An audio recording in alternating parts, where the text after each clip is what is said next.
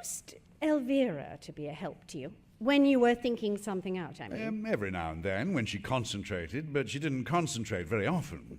I do wish I'd known her. I wonder if you'd have liked her. I'm sure I should. As you talk of her, she sounds enchanting. Yes, I'm sure I should have liked her, because, you know, I've never for an instant felt in the least jealous of her. That's a good sign. Poor Elvira. Does it still hurt when you think of her? No, not really. Sometimes I almost wish it did. I feel rather guilty. I wonder if I died before you'd grown tired of me, if you'd forget me so soon. What a horrible thing to say.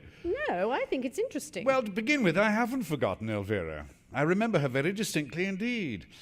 I remember how fascinating she was, and how maddening. I remember how badly she played all games, and how cross she got when she didn't win. I remember her gay charm when she'd achieved her own way over something, and her extreme acidity when she didn't. I remember her physical attractiveness, which was tremendous, and her spiritual integrity, which was nil. You can't remember something that was nil. I remember how morally untidy she was. Was she more physically attractive than I am? That was a very tiresome question, dear, and fully deserves the wrong answer. You really are very sweet. Thank you. And a little naive, too. Why? Because you imagine that I mind about Elvira being more physically attractive than I am. I should have thought any woman would mind, if it were true. Or perhaps I'm old-fashioned in my view of female psychology. Not exactly old-fashioned, darling, just a bit didactic. How do you mean? It's didactic to attribute the defects of one type to the defects of another. For instance, because you know perfectly well that Elvira would mind terribly if you found another woman more attractive physically than she was, it doesn't necessarily follow that I should. Elvira was a more physical person than I'm certain of that. It's all a question of degree. I love you, my love. I know you do. But not the wildest stretch of imagination could describe it as the first fine, careless rapture. Would you like it to be? Good God, no. Wasn't that a shade too vehement? Well, we're neither of us adolescent, Charles. We've neither of us led exactly prim lives, have we? And we've both been married before. Careless rapture at this stage would be incongruous and embarrassing. I hope I haven't been in any way a disappointment, dear. Don't be so idiotic. After all, your first husband was a great deal older than you, wasn't he? I shouldn't like you to think that you'd missed out all along the line.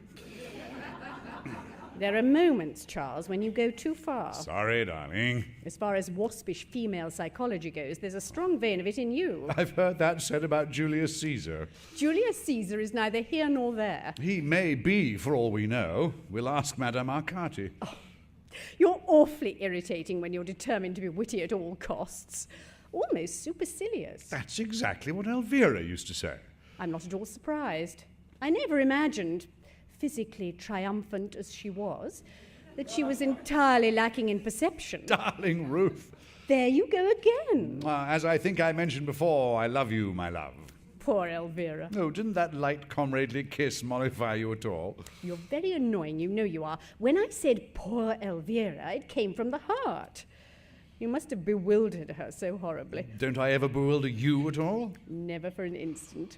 I know every trick. Oh, well, all I can say is we better get a divorce immediately. Take my glass, there's a darling. She certainly had a great talent for living. It was a pity she died so young. Poor Elvira. Yeah, that remark is getting monotonous. Poor Charles, then. Yeah, that's better. And later on, poor Ruth, I expect. You have no faith, Ruth. I really do think you should try to have a little faith. I shall strain every nerve. Life without faith is an arid business. How beautifully you put things, dear. I aim to please. If I died, I wonder how long it would be before you married again. You won't die. You're not the dying sort. Neither was Elvira. Oh, yes, she was. Now that I look back on it, she had a certain ethereal, not quite of this world quality. Nobody could call you even remotely ethereal. Nonsense. She was of the earth, earthy. Well, she is now, anyhow. You know, that's the kind of observation that shocks people. It's discouraging to think how many people are shocked by honesty and how few by deceit. Write that down. You might forget it. Oh, you underrate me. Anyhow, it's a question of bad taste more than honesty. I was devoted to Elvira. We were married for 5 years. She died. I missed her very much. That was 7 years ago. I have now, with your help, my love, risen above the whole thing. admirable.